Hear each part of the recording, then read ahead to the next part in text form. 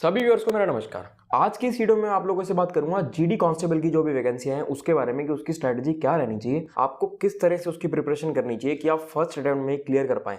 आपको सारी important details बताऊंगा, सारे इंपॉर्टेंट टॉपिक्स बताऊंगा कि क्या क्या आपको इंपॉर्टेंट टॉपिक्स पढ़ने चाहिए, कैसे आपको तैयारी करनी चाहिए और जो बिल्कुल पैटर्न अब जो चेंज हो चुका है, अब नया पैटर्न है, 160 नंबर का पेपर होगा। मैं आपको ऐसे इंपॉर्टेंट टॉपिक्स बताऊंगा कि अगर आप वो सारे टॉपिक्स अच्छे से प्रिपेयर कर लेंगे, पढ़ लेंगे, तो काफी हाई चांसेस हो जाएंगे कि आप 150 प्लस स्कोर कर पाएंगे। तो भाई इस वीडियो को पूरा एंड तक देखना, आपको सारी डिटेल्स मिलने वाली है आज की इस वीडियो में। हम स्टेप बाय स्टेप हर टीयर की बात करेंगे, यानी कि जितने भी लेवल्स होते हैं, जो भी आपके स्टेप्स हैं, हर चीज के बारे में बात करेंगे। सबसे पहले हम स्टार्ट करते हैं जो आपका पहला पेपर होने वाला है, जो कंप्यूटर बेस्ड एग्जामिनेशन होता है आपका ऑब्जेक्टिव टाइप। उसमें एक चेंज देखने को मिला है, जो पैटर्न है वो चेंज हो गया। पहले क्या होता था, पहले 100 सवाल आया करते थे, लेकिन अब से उसमें 80 सवाल आया करेंगे। 80 सवाल, 4 सेक्शन आपके, एक मैथ्स, एक रीजनिंग, एक जीके, इन तीनों में 20-20 सवाल आएंगे। उसके बाद इंग्लिश या हिंदी, उसमें भी आपके 20 सवाल आएंगे, यानी कि हर सेक्शन के आपके 20-20 सवाल आएंगे। टोटल हो गया आपके 80 सवाल। हर सवाल 2 नंबर का होगा, यानी कि हर सेक्शन 40 नंबर का होगा। टोटल आपके 80 सवाल होंगे, जो कि टोटल आपके 160 नंबर के होंगे।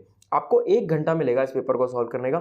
नेगेटिव मार्किंग होगी, 0.5 मार्क्स की आपकी नेगेटिव मार्किंग होगी। अभी नए पैटर्न के हिसाब से आपको प्रिपरेशन में थोड़ा सा चेंज करना पड़ेगा। कंप्यूटर बेस्ड एग्जामिनेशन के बाद आपका फिजिकल होता है, फिर मेडिकल होता है, फिर डीवी होता है, ये सारी चीजें भी होती है। ये हम स्टेप बाय स्टेप डिस्कस करेंगे। सबसे पहले कंप्यूटर बेस्ड एग्जामिनेशन के बारे में सारी डिटेल्स की बात कर लेते हैं। अब मैं आपको इंपॉर्टेंट टॉपिक्स बताता हूँ, जिन टॉपिक्स के ऊपर आपको पढ़ना चाहिए, जिनके काफी हाई चांसेस हैं कि ये टॉपिक्स आएंगे।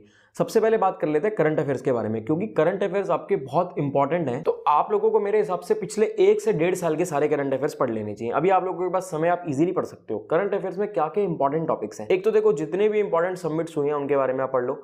कॉमनवेल्थ गेम्स हुई थी अभी 2022 में, उनके बारे में पढ़ लो। जो कैबिनेट मिनिस्टर्स हैं, कैबिनेट मिनिस्ट्री में जो भी चेंजेस हुए हैं या जो भी मिनिस्टर्स हैं, उन सब के बारे में आपको पता होना चाहिए। टोक्यो ओलंपिक्स एंड पैरालंपिक्स जो 2020 में हुए थे, उसके बारे में आपको सारी डिटेल्स पता होनी चाहिए। उसके बाद जो भी नई बुक्स एंड ऑथर्स 2022 में जितनी भी नई बुक्स आई हैं, इंपॉर्टेंट बुक्स, उन सब के बारे में आपको पता होना चाहिए। और जो भी अवार्ड्स हुए हैं 2022 में, उनके बारे में आपको पता होना चाहिए। इन टॉपिक से शॉर्ट कोई ना कोई सवाल आपका आएगा ही आएगा, और मुझे लगता है काफी सवाल आ सकते हैं इन सारे टॉपिक से, जो टॉपिक्स मैंने आपको बताया। और इससे भी ज्यादा जरूरी है आपका प्रीवियस ईयर क्वेश्चंस पर फोकस करना। आप लोग प्रीवियस ईयर क्वेश्चंस पर बहुत ज्यादा फोकस करो। अब प्रीवियस ईयर क्वेश्चन के लिए ना, देखो, एक तो पैटर्न चेंज हो गया, नया पैटर्न आ गया, और प्रीवियस ईयर क्वेश्चन पर भी फोकस करना है। दोनों चीजों को ध्यान में रखना है।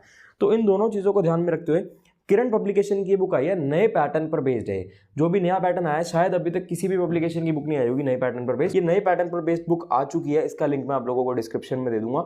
इसमें नए पैटर्न पर बेस्ड आपको मॉक टेस्ट मिल जाएंगे, प्रैक्टिस वर्क मिल जाएगी, और उसी के साथ साथ ना इस बुक में आपको स्टार्टिंग में करंट अफेयर्स भी मिल जाते हैं, जो कि आपके बहुत इंपॉर्टेंट है। तो आप स्टार्टिंग में पहले करंट अफेयर्स पढ़ सकते हो, उसके बाद आप जो नए पैटर्न पर बेस्ड प्रैक्टिस वर्क बुक है, प्रैक्टिस जितने भी क्वेश्चन है, मॉक टेस्ट है, वो सारे लगा सकते हो। सेम ये प्रैक्टिस वर्क बुक किरण पब्लिकेशन की है, आपको इसका लिंक डिस्क्रिप्शन में मिल जाएगा। इनमें आपको नए पैटर्न पर बेस्ड क्वेश्चन तो मिल ही जाएंगे, उसी के साथ साथ आपको जो प्रीवियस ईयर क्वेश्चन है, यानी कि जो पिछले कुछ सालों के जीडी के पेपर हुए हैं आपके, उनके सॉल्व पेपर्स भी आपको प्रॉपर एक्सप्लेनेशन के साथ मिल जाएंगे। और एक ये बुक है, इसमें आपको पिछले कुछ सालों के जीडी के जो आपके पेपर हुए थे, वो पेपर मिल जाएंगे विद प्रॉपर सॉल्यूशन। जो सॉल्यूशन आपकी प्रॉपर आपको सॉल्यूशन के साथ मिलेंगे, और ये आपके लिए बहुत हेल्पफुल है। इनका लिंक आपको डिस्क्रिप्शन में मिलेगा। क्योंकि देखो, जीडी एसएससी का कोई भी पेपर हो, चाहे जीडी का पेपर हो, चाहे किसी का भी पेपर हो, मेन खेल जो होता है ना, मेन खेल आपका प्रीवियस ईयर क्वेश्चन का और प्रैक्टिस का होता है। तो जितनी हो सके ना, उतनी प्रैक्टिस करो आप लोग। अब रीजनिंग की बात कर लेते हैं। देखो, रीजनिंग में कुछ इंपॉर्टेंट टॉपिक्स हैं जो आपको जरूर पढ़ने चाहिए, जिनमें काफी हाई चांसेस हैं क्वेश्चन आने के, जैसे कि syllogism, blood relation, embedded figures. Figure के जितने भी क्वेश्चन हो वो जरूर देख लेना, क्योंकि बहुत ईजी होते हैं, बहुत सिंपल होते हैं। मिरर इमेज, मैथमेटिकल ऑपरेशंस और डाइस, ये ऐसी चीजें हैं जिनसे काफी हाई चांसेस हैं कि इनसे कोई ना कोई क्वेश्चन आपका जरूर आएगा। कोई ना कोई, क्या मुझे लगता है हर टॉपिक से आपका कोई ना कोई क्वेश्चन आ जाएगा। तो भाई इनको जरूर देख लेना, आपके लिए बहुत इंपॉर्टेंट है। जो टॉपिक्स मैं बता रहा हूँ ना, अगर आप सारे टॉपिक्स पढ़ लोगे ना,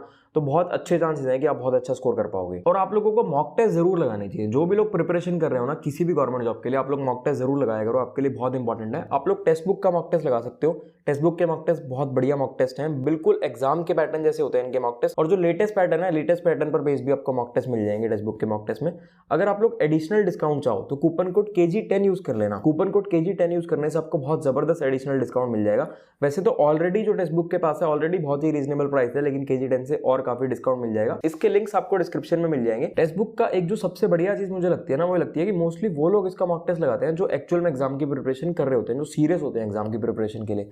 तो क्या होता है, आपका कंपटीशन उन्हीं लोगों से है, आपको आपकी परसेंटाइल पता लगेगी, आप एनालिसिस कर पाते हो, तो आपको पता रहता है कि आप कहां स्टैंड कर रहे हो। आपको मोटिवेशन मिलती है कि हाँ यार देखो, इतने लोग एक्चुअल में प्रिपरेशन कर रहे हैं, उनमें मैं यहां स्टैंड कर रहा हूं, मेरी ये रैंकिंग आ रही है। तो आपको एक मोटिवेशन मिलती है और अच्छे से प्रिपेयर करने के लिए। और बाकी आपको आपके वीक पॉइंट्स और स्ट्रॉन्ग पॉइंट्स के बारे में पता चलता है ताकि आप लोग उन पर और काम कर पाओ और अच्छे से इंप्रूव कर पाओ अपने वीक पॉइंट्स को। ये तो वो बात थी जो आपका रिटर्न एग्जाम होगा। रिटर्न एग्जाम के बाद आपका पीईटी एंड पीएसटी यानी कि आपका फिजिकल होगा, वो आपके लिए बहुत इंपॉर्टेंट हो जाता है। तो आप लोग साथ साथ उसकी प्रिपरेशन करते रहना, उसकी जो भी रिक्वायरमेंट्स हैं उस हिसाब से आप लोग उसकी प्रिपरेशन करना, क्योंकि बहुत सारे लोग ऐसे होते हैं जो रिटर्न क्वालिफाई कर जाते हैं लेकिन फिजिकल में आउट हो जाते हैं। तो वहां आप लोग लापरवाही बिल्कुल भी मत बरतना। इस बार 24,205 पोस्ट आई हैं आपकी जीडी कांस्टेबल की। इसमें सीआरपीएफ और बीएसएफ की मैक्सिमम वैकेंसीज आई हैं इस बार, और एनआईए की इस बार एक भी वैकेंसी नहीं आई। लेकिन आप कह सकते हो कि एनआईए की वैकेंसी नहीं आई तो एनसीबी सिपाही की वैकेंसी आ गई है। एनसीबी सिपाही की आपकी 164 वैकेंसीज आई हैं, तो टोटल आपकी 24,205 और 164, तो 24,369 आपकी टोटल वैकेंसीज हैं इस बार। इसमें जो आपकी एजुकेशन क्वालिफिकेशन चाहिए होती है ना, वो आपकी 10th पास चाहिए होती है। तो जो भी लोग 10th पास हैं, 10th पास से ऊपर आपकी कोई भी एजुकेशन है, तो आप लोग इसमें अपेयर हो सकते हो। आपकी जो जॉब प्रोफाइल रहती है ना, देखो एक किस्म से आपकी सोल्जर वाली नौकरी है। आप देश की सेवा करने के लिए जा रहे हो, सोल्जर की नौकरी है, बहुत बढ़िया जॉब प्रोफाइल है, मतलब आप देश की सेवा कर रहे हो।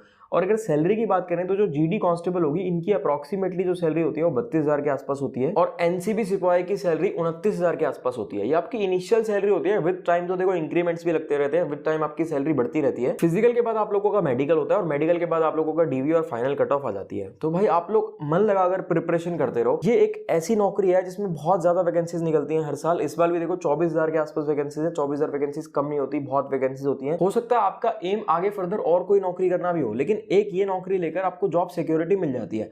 आप नौकरी में जाओगे, नौकरी करोगे ना, तो आप आगे और किसी पेपर की जब प्रिपरेशन कर रहे हो ना, तो आप सिक्योर फील करते हो, आपको मोटिवेशन मिलती है और अच्छे से प्रिपरेशन करने के लिए। और भाई प्रीवियस ईयर क्वेश्चन जरूर प्रैक्टिस करना, जैसे कि मैंने आप लोगों को बताया कि प्रीवियस ईयर क्वेश्चन आप लोगों के लिए बहुत इंपॉर्टेंट हो जाते हैं। उसके साथ साथ मॉक टेस्ट लगाते रहना, और जो इंपॉर्टेंट टॉपिक्स आप लोगों को बताएं वो इंपॉर्टेंट टॉपिक्स पर जरूर ध्यान देना, वो आपके लिए बहुत इंपॉर्टेंट है। अगर आप लोग एक्चुअल में सीरियस होकर प्रिपरेशन कर रहे हो ना, तो उनको अगर आप पढ़ लोगे ना, तो आपका स्कोर काफी बूस्ट हो जाएगा।